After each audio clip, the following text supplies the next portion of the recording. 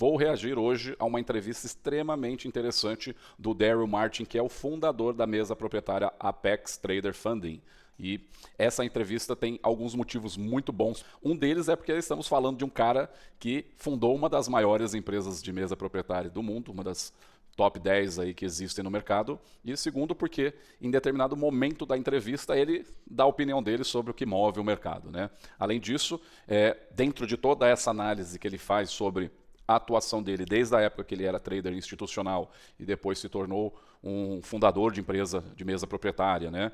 E analisou ali mais de 300 mil traders até agora, que muito mais do que isso já passaram na mesa proprietária, e ele cita muitas coisas ali sobre o que é importante, né? Quem que realmente vence nesse mercado e quem não passa da fase de teste ou que não consegue durar numa conta aprovada. Então, vamos direto aqui para os principais pontos dessa entrevista com o Daryl Martin, que eu estou reagindo aqui para vocês. Só dar um resumidinho, né? Só vou dar uma resumidinha de leve aqui, vocês depois assistam o vídeo completo que eu vou deixar na descrição também, beleza? Vamos lá.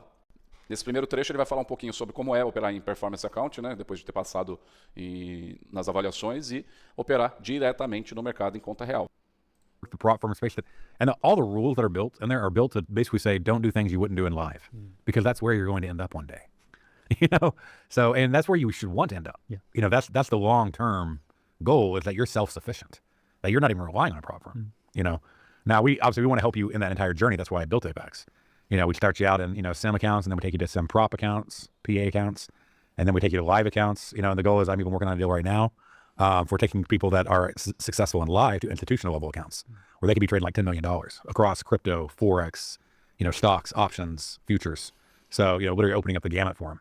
So we're not just stopping at live, we're looking at a whole nother level. Would you say one of the it's like a positive point and a drawback when it comes to Apex is that with Apex as a unique element is that you get 20 accounts. So then the mindset being that when you move live, the option is just one account to begin with. Right. Do you think that's because of that drastic difference to the user? Right. It almost feels a stronger negative.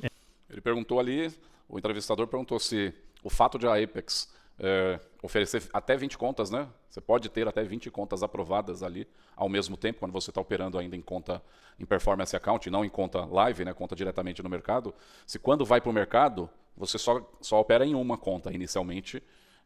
E está perguntando se o pessoal acha isso negativo, né? Porque quando você está na fase ali de performance account, você pode ter até 20 contas de performance ali lucrando para você, e quando você vai para o mercado, você só vai ter uma conta real ali diretamente ao mercado, e ele vai responder sobre isso. If anything, because of such a drastic change, because there are other firms out there that might offer more than one live account. Right. And again, that's kind of another point, is that there's so many options now in comparison to when maybe Apex first started, right, that then people play just a complete comparison game versus just treating each prop individually and each opportunity individually. Instead, right, they will, and it's kind of a natural thing to do, but start saying, oh, well, they do their live like this, or they have this option. And therefore it becomes almost slightly unfair of saying, hey, well, that's how they do it, but we're not that firm. This is how we do it. Right. When you have to look at the whole program, make sure you're comparing apples to apples. So, like one thing is, firms out there, they move to live, they maybe start them at 5 accounts, but they give up their entire earnings when they move them over. Boom, like instantly lost. We let you put all of that money. So if you made an extra $100,000, instead of just throwing it out the window and putting it in a shredder, we literally let you move it over to the vault and pull that out in bonuses with each withdrawal. So you still get to keep that money. Starting with 5 accounts is not going to help you if you're not an experienced live trader. And if you are, then why are you trading prop? Just to be real, right? Yeah. So, but we can get you to 5 accounts, like I said, within as little as a week. It's not going to take a long time if you're a good trader. Also, you can do daily payouts. Every single day you can withdraw, as a live trader. So you're going to be able to get your your payouts faster versus waiting 5 days. There's no delay in those payouts. They're instant payouts. They go out quick. Because it's coming out of live money, right? And then also in our PA accounts, we actually pay out 100%. And a lot of people don't think about this when they compare like our prop firm to other prop firms. Like, man, sometimes they take like a week or 2 weeks to pay out. And this other firm pays out in 15 minutes. But they also charge 10 or 20%, right? Well, if you're withdrawing $40,000 in a month, or you could do $40,000 in a week at Apex because we have 20 accounts, right? That's $4 to $8 grand that you're paying in a wire fee to get that money instantly. So is it worth $4 to $8 grand for you? Whenever you're going to be able to withdraw every week anyway. So once you're going on that cycle, you're getting paid every week, whether you're getting it instantly or getting it in a week or two. So we use the old ACH, time and trusted, method, but we also pay out 100% because there's no reason for a prop firm to keep any of it. And so, yeah, we started out with the highest percentage. We came in as the first to do 90% that I'm aware of. And then we went to 100%. And now once you go to live, then there's a lower percentage, you know. But that's normal. That's where we make our money. We want live traders to do well. We want to make money off them making money. That's the goal. But Bom, basicamente, né, ele falando sobre a evolução, né, depois que você começa a operar, ele foca realmente em você entender todo o processo, né, entender todo o processo, que é passar em avaliação, depois operar suas contas de performance e depois, quando você vai diretamente para a conta real, né, operar a mercado diretamente com eles, as vantagens, né, você vai continuar crescendo, você vai conseguir transferir a sua performance para a conta real, e essa conta real ela pode escalar e eles ainda podem te passar mais contas reais a depender do relacionamento que você tem ali, provando que realmente você é um trader consistente, que sabe o que está fazendo, né? Então, basicamente, o entrevistador perguntou ali o que eles acham, né? Porque tem constantes comparações aí com outras mesas que fazem saques diários e tudo mais, e a forma dele pensar é bem interessante, né? Porque fala, cara, se você desenvolver um processo ali seu, que você está sempre produzindo resultados positivos, que parece essa de ficar comparando aí com mesas que dão um saque diariamente, né? Para que você está precisando sacar diariamente? Você não pode se programar e até dentro do modelo de negócios da mesa proprietária, você ter os saques programados de tempo em tempo é muito melhor do que você ter que ficar ali pagando a intermediadora de pagamento também todo dia, né? É melhor você juntar, fazer um único saque ali no momento certo ali e aproveitar da capacidade máxima de saque, né? Além disso, aí sim, quando você for para a conta real, você vai poder sacar diariamente. É uma característica quando você já está com dinheiro real, né? Você pode sacar ali o seu lucro do dia ali, mas eu pergunto para você novamente, que porra que você está fazendo da sua vida que todo dia você precisa sacar? Você não se programou, você não se organizou para fazer um saque por semana, ou um saque a cada 15 dias, ou um saque por mês? Principalmente nós aqui que estamos no Brasil, que quando chega o dinheiro na conta, lá você já vai ter que traçar uma estratégia com o seu contador, fazer tudo, né, para perder o menos possível para o governo, né, que não te ajudou em nada, mas participa do seu lucro, né? Então, esse trecho fala muito sobre isso, tá? E a diferença, né? A diferença em operar o dinheiro de mesa proprietária e operar o próprio capital, né? O erro que muitos traders cometem é mudar completamente a forma de operar nessas duas situações, quando o ideal é você manter a mesma análise, manter a mesma forma de operar sempre, desde a fase de avaliação até a fase já de performance valendo dinheiro, até a fase quando você vai operar o capital real diretamente no mercado e o seu próprio capital diretamente no mercado também, né? Só resumindo, né, a estratégia que você utiliza para operar e para interpretar o mercado, para analisar o mercado, ela não deveria mudar só porque você está operando uma mesa proprietária, né? Você tem que entender que muda a arquitetura disso, né? Porque na mesa proprietária você é obrigado a respeitar limite de perda, drawdown, regras ali de performance e tudo mais. Então, quando você está numa mesa, você acaba evoluindo como trader, ou você vai perder o teste, ou você evolui, ou você se torna mais organizado, ou você entende as regras, leia as regras. Se você lê as regras, você vai estar num percentual ali dos 1, 2% que realmente leram as regras, né? A maioria encara isso como uma loteria, né?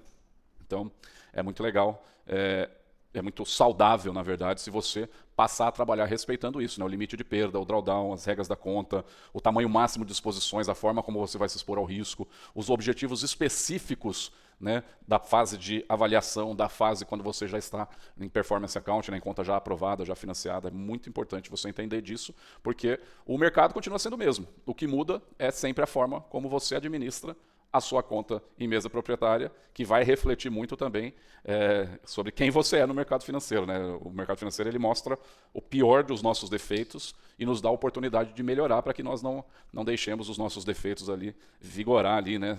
Prevalecer em relação à nossa gestão, às nossas operações, né? Então, vamos seguir para o segundo trecho, que eu acho é um trechinho interessante para a gente avaliar também. Right, if you're just setting up and you have 100 customers or 1,000 or even 10,000 customers, I mean, you're driving a Sea-Doo, maybe a speedboat.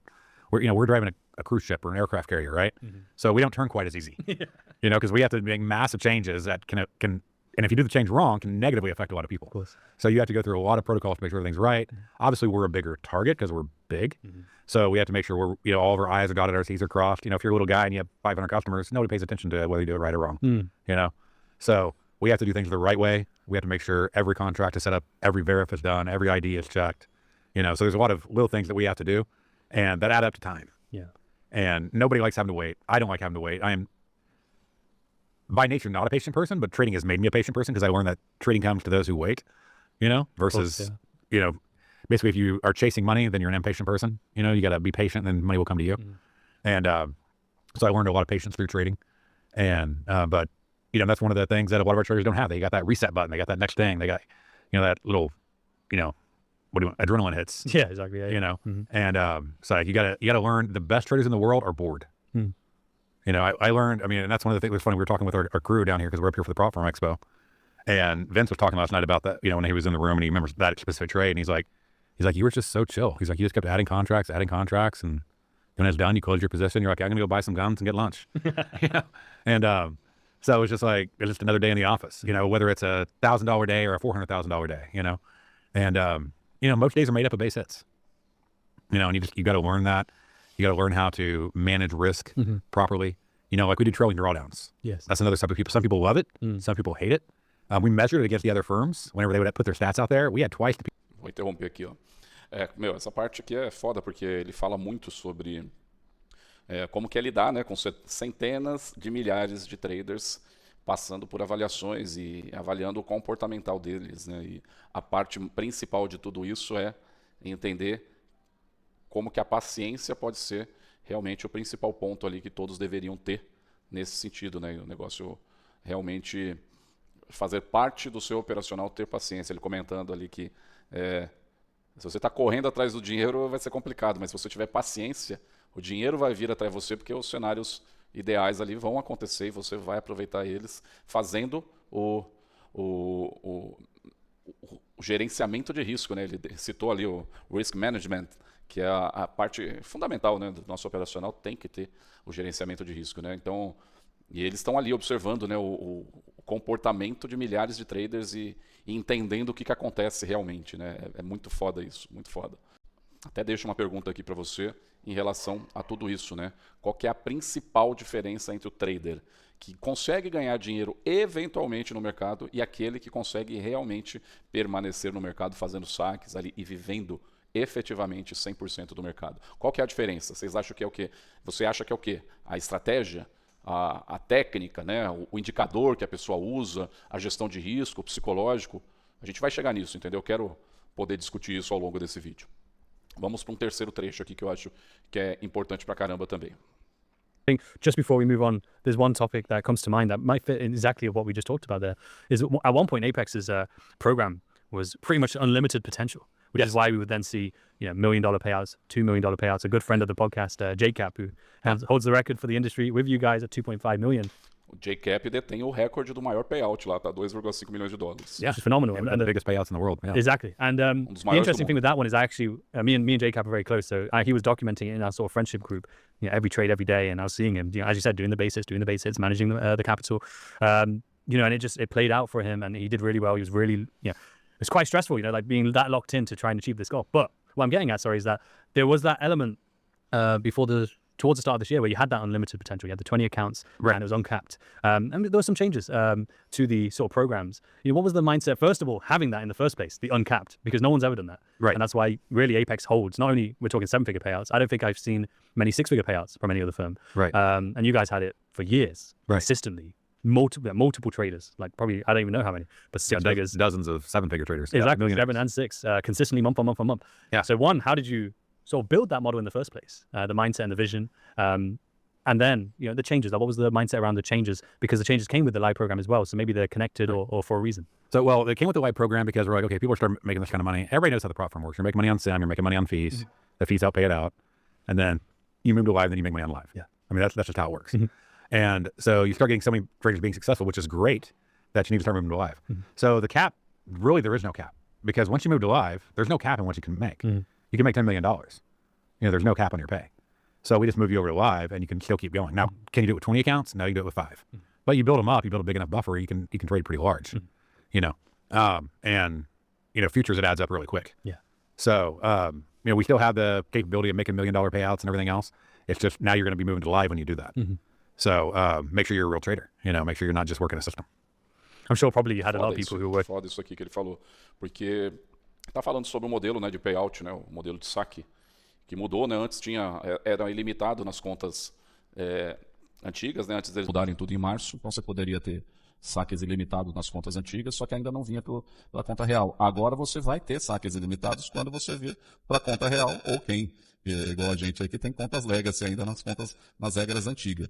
Né? Mas a diferença quando a gente vê números publicados nas redes sociais, existe uma tendência natural de olhar apenas para o valor, né? O valor, os caras lá estão sacando 10 mil, 50 mil, não sei o que lá, mas a pergunta não é mais importante, né? A pergunta mais importante é, esse trader consegue repetir esse processo?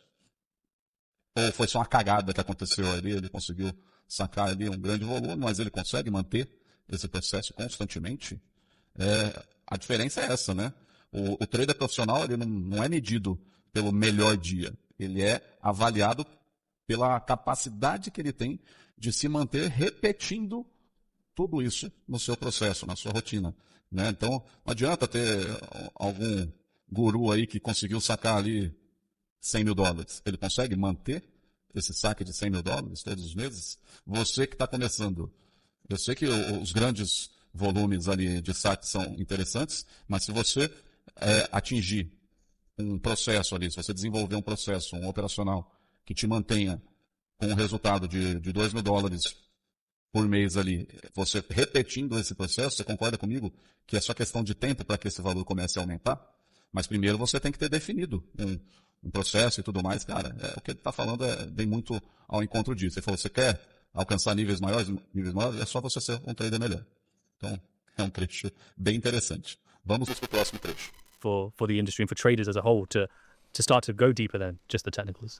I think it's very important, and I think it's actually shows traders the why of why. Esse trecho aqui ele vai falar, na opinião dele, sobre por que o mercado se move, né?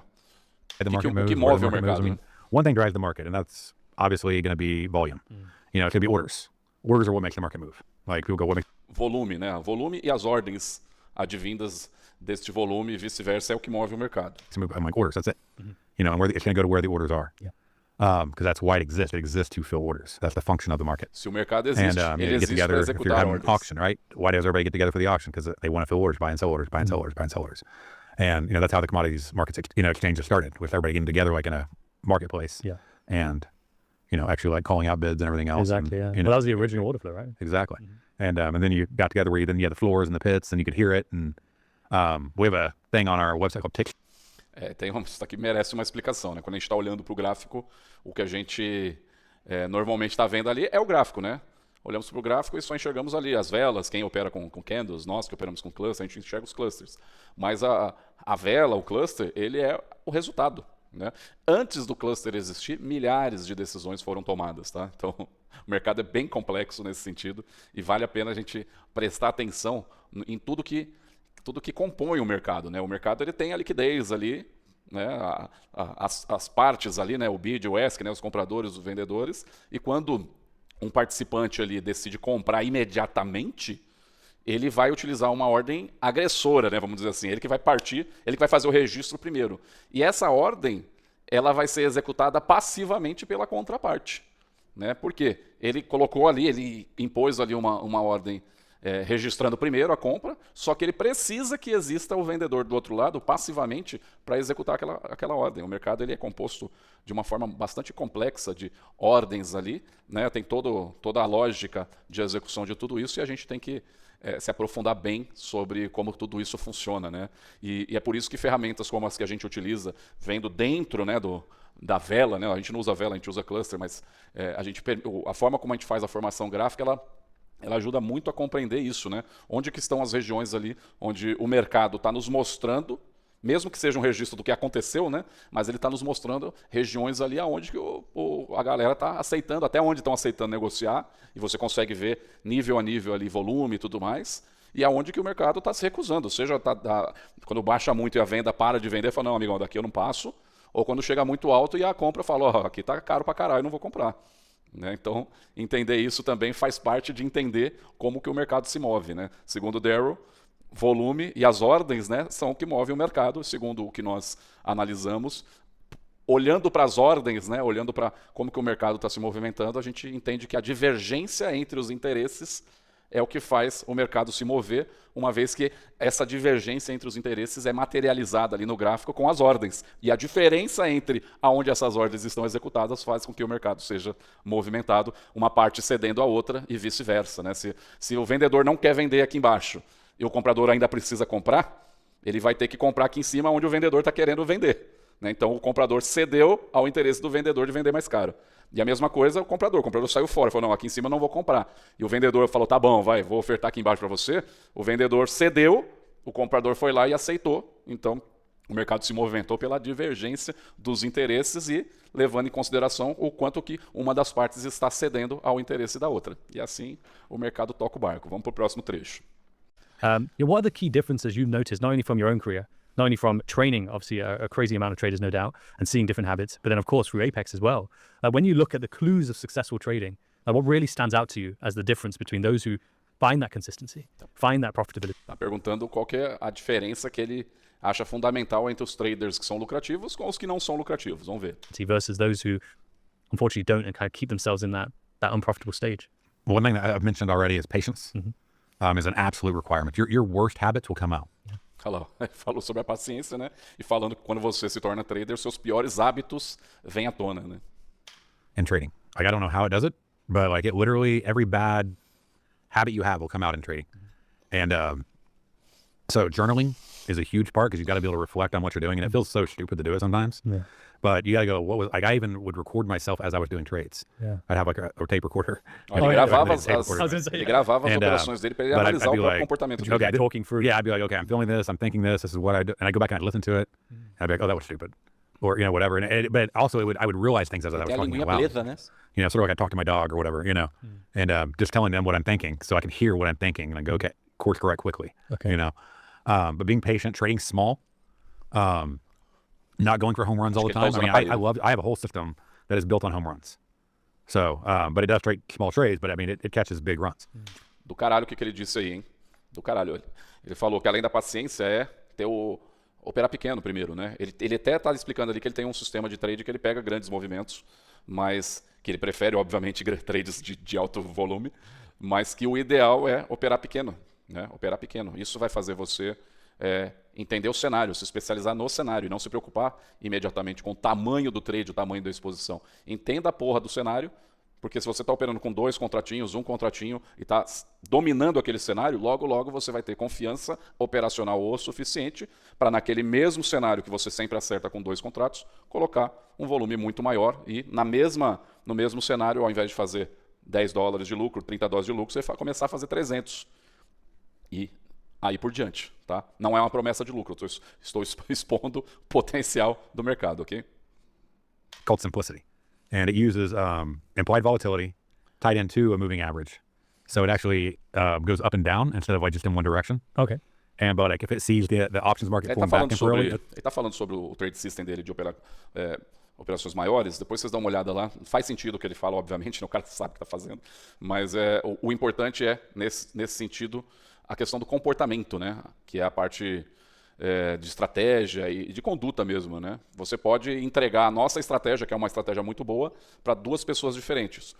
Primeiro vai respeitar a entrada, vai respeitar o stop, vai respeitar a meta, o tamanho da posição, o grau de exposição, o limite diário, e o outro, filho da puta, vai aumentar lote, vai arrastar o stop para prolongar uma operação que já está fodida, está perdida, vai operar fora dos cenários que a gente geralmente opera, né? Vai tentar se vingar do mercado, assim que tomar um stop já vai aumentar ali, comportamento é o que faz a diferença, tá? Esse trecho dele, ele fala muito sobre isso, sobre comportamento. Depois vocês assistam o vídeo inteiro, que realmente muito ensinamento ali. Eu não vou prolongar o vídeo deixar muito alongado, para vocês terem a oportunidade de depois dar uma olhada, mas o basicão é isso aí, entendeu? Os resultados de traders serão diferentes, a estratégia pode ser a mesma, mas o comportamento é diferente, tá? E a mesa proprietária, ela amplifica esse tipo de comportamento ruim, se a pessoa não quer ser profissional, porque o custo da avaliação ele é muito baixo em relação ao tamanho do capital nominal da conta. Então você acha lá que porque a conta custou, um teste lá custou $20, por exemplo,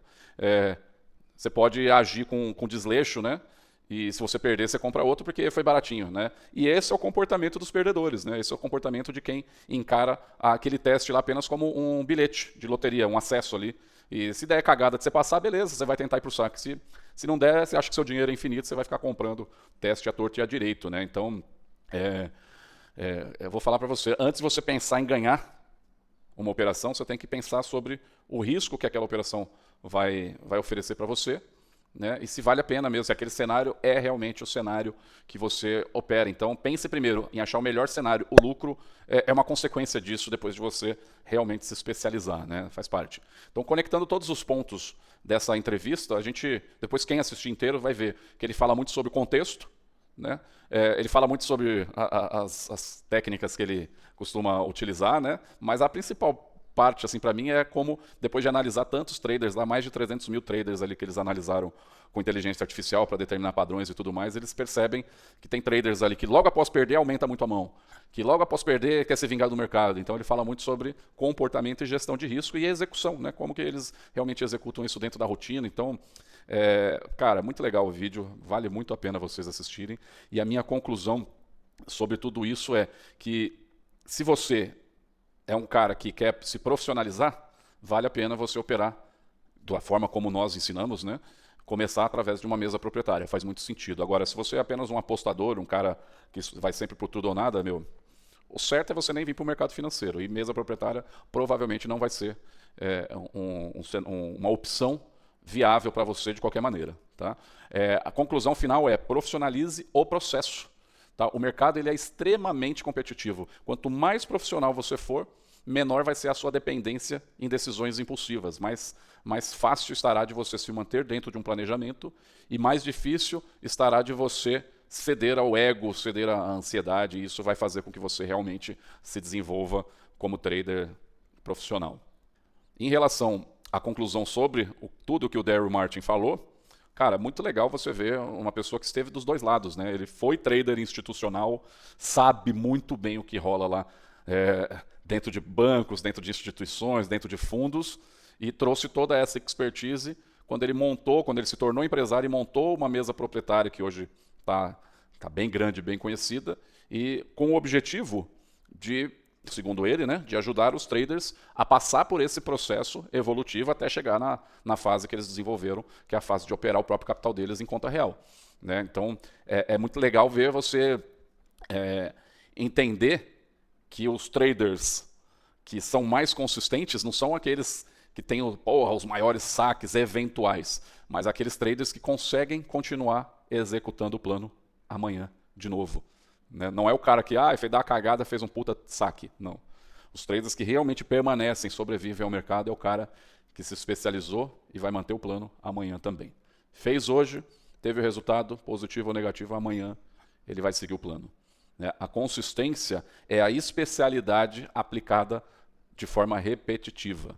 Então você vai buscar os mesmos cenários e não sair do seu plano.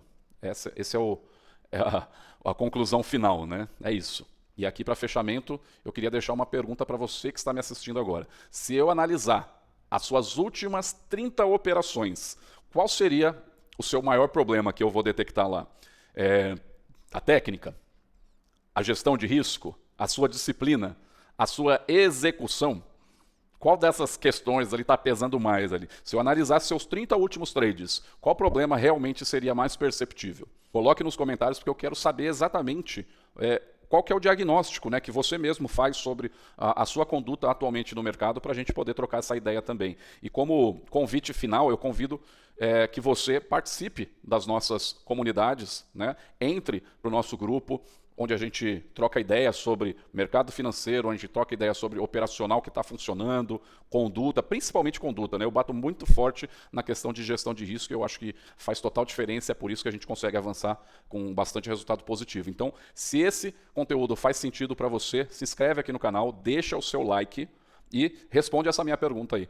Se eu analisasse as suas operações, qual que é o problema comportamental, técnico ou outro problema aí de outra natureza que provavelmente seria detectado se eu fizesse análise dos seus 30 últimos trades junto contigo. Tá joia? Obrigado. Assista ao vídeo todo do Daryl Martin, fundador da Apex. É uma baita aula, né, de experiência de vida ali como trader que já passou por todas as esferas ali do que é operar no mercado norte-americano e ele, né, com bastante especialidade de operar o que a gente mais opera no nosso dia a dia, que é o Nasdaq quando a gente está em mesa proprietária. Então, pô, muito satisfeito de ter visto esse vídeo, né? Um baita vídeo bom, conteúdo muito agradável de ver. Eu fiz o react aqui bem curtinho, só para chamar a atenção para que você assista o vídeo todo, beleza? Então, repito, se esse conteúdo fez sentido para você, já se inscreve no canal, deixa o seu like, deixa o seu comentário. Tamo junto, até o próximo vídeo.